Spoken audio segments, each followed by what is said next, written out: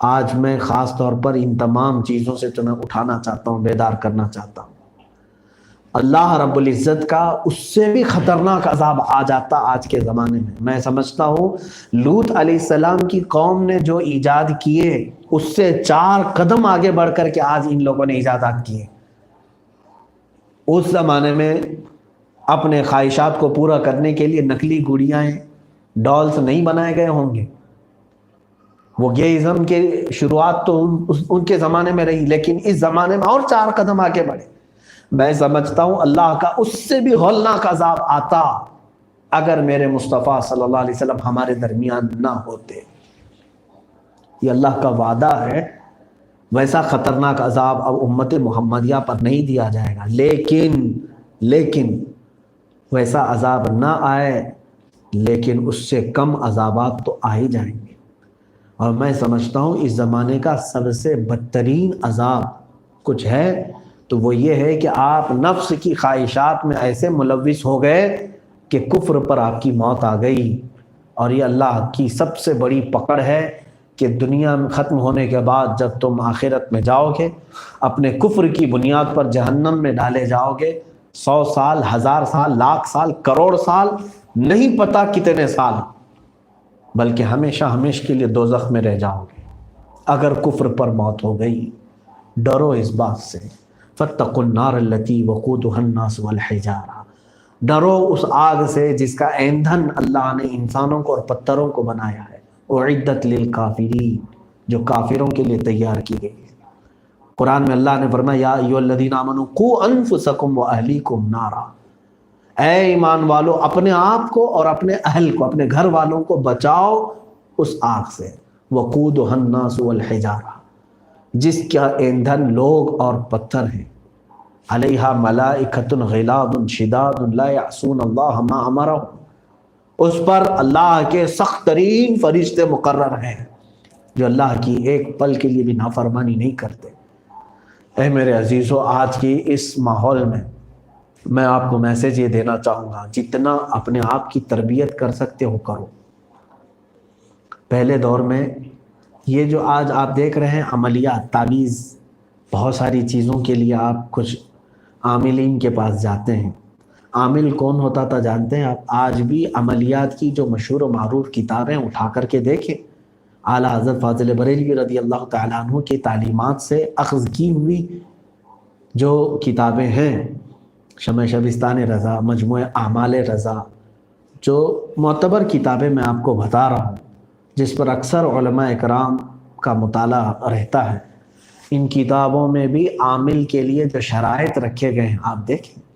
آپ کی تعویذ اثر کب کرتی ہے، آپ کے دعا، درود، دم میں کب اثر ہوتا ہے، اس کے لیے انہوں نے یہ رکھا ہے کہ کچھ اعمال کے کچھ وظائف ایسے ہیں جن کی زکوٰۃ دینی ہوتی ہے۔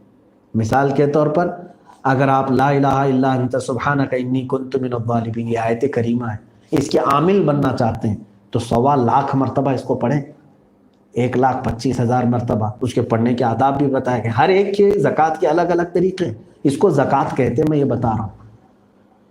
اور میرے عزیزوں، ان میں سب سے پہلی جو شرط رکھی گئی ہے، 2 طرح کے ترک ہیں، ترک جلالی، ترک جمالی، یہ عاملین کی زبان میں اب وہ عاملین اٹھ گئے، سب ڈھونگی بابا آ گئے ہیں ہر جگہ پر، کیونکہ یہ نان انویسٹمنٹ بزنس ہے۔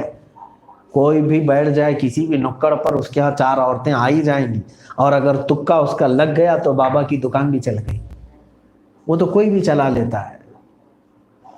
لیکن جو اصل عامل ہوتے تھے ان کو ترک جلالی اور ترک جمالی 2 چیزیں کرنی پڑتی تھی۔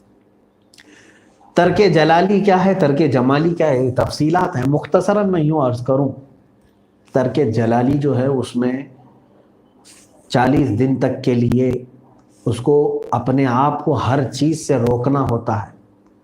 ترک کا مطلب ہوتا ہے روکنا اپنے آپ کو، نفس کے خلاف کرنے کے لیے اپنے آپ کو۔ کیا کیا چیزیں؟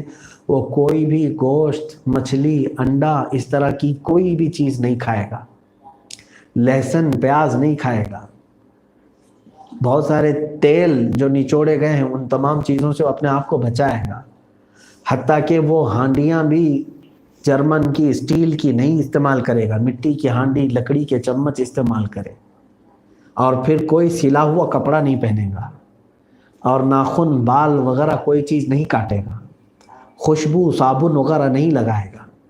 جو احرام میں پابندیاں ہیں وہ پابندیاں بھی اس کے ساتھ رہیں گی، پلس کھانے پینے کی۔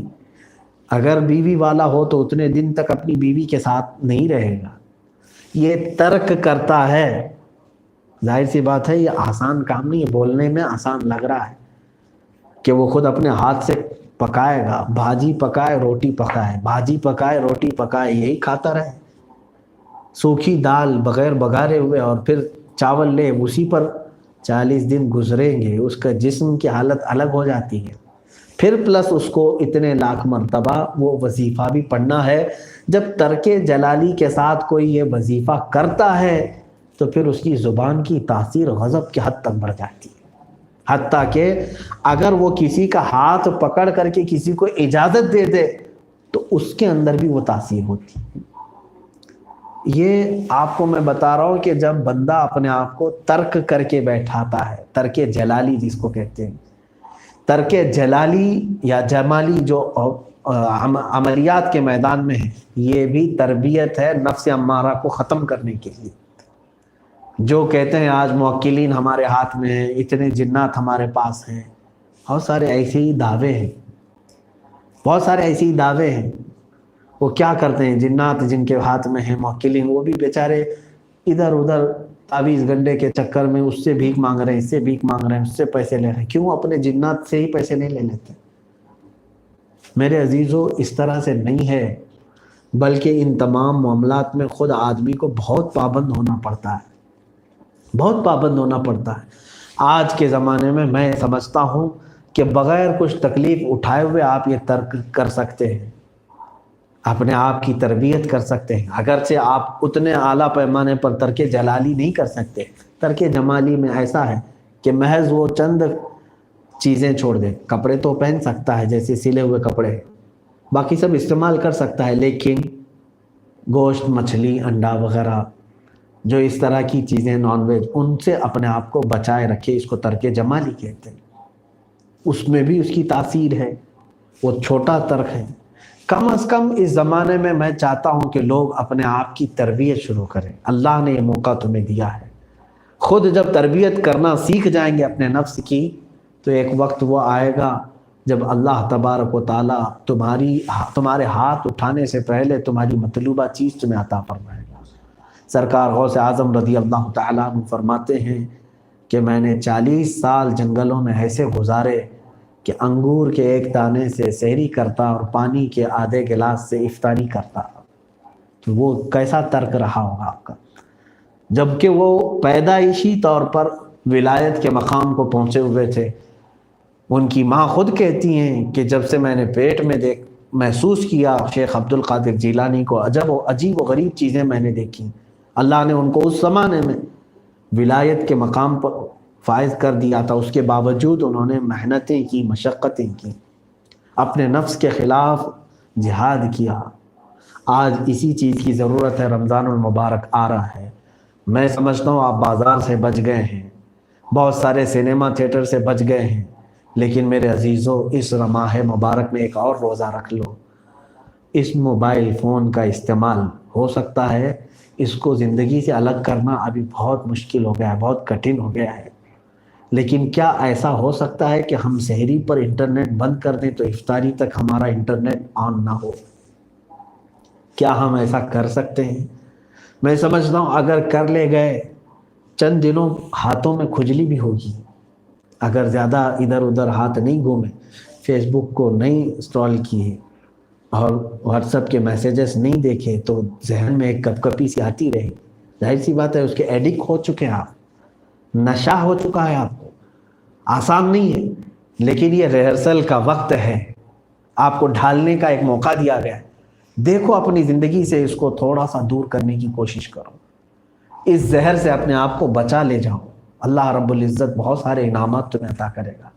مجھے یاد ہے پچھلے سال ہمارے بچوں سے میں نے یہ کہا تھا، تو میری نظر میں ایسے کئی بچے ہیں الحمدللہ نوجوان جنہوں نے پہلے رمضان کو اپنا اسمارٹ فون اندر رکھ دیا تو عید کی رات تک اس فون کو اٹھایا ہی نہیں تھا.